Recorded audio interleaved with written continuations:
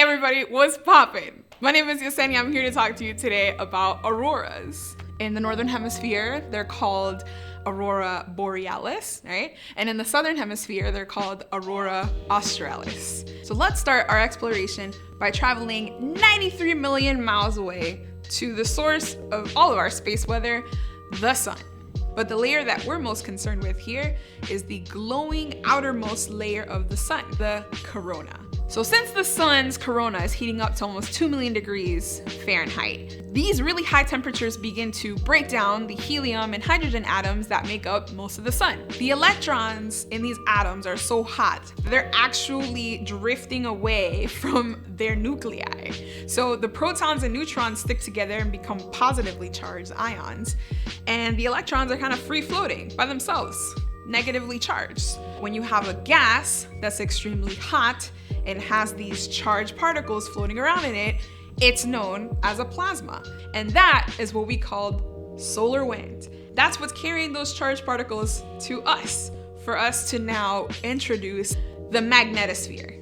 So if you've ever played with a bar magnet in iron fillings, so that means that you've seen the curved magnetic lines that the fillings make. Well, Earth's magnetic field is kind of like that too. So the Earth itself, of course, doesn't have a magnet.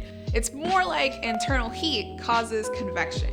Molten metal inside of Earth's core will literally rise and fall, kind of in a circular pattern.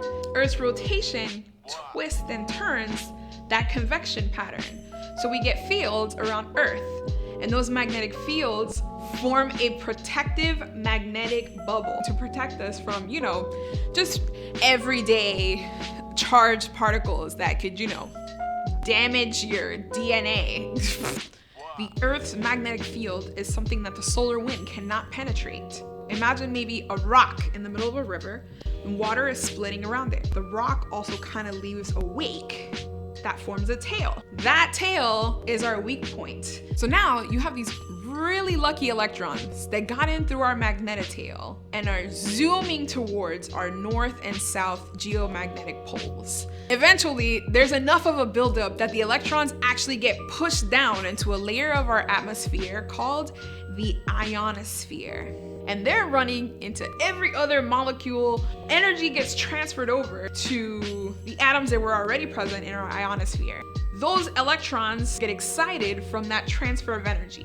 When they move up an energy level, if they're oxygen electrons, then they'll let off a photon of green light when returning to their normal energy levels. If they're nitrogen, then you get red or blue light.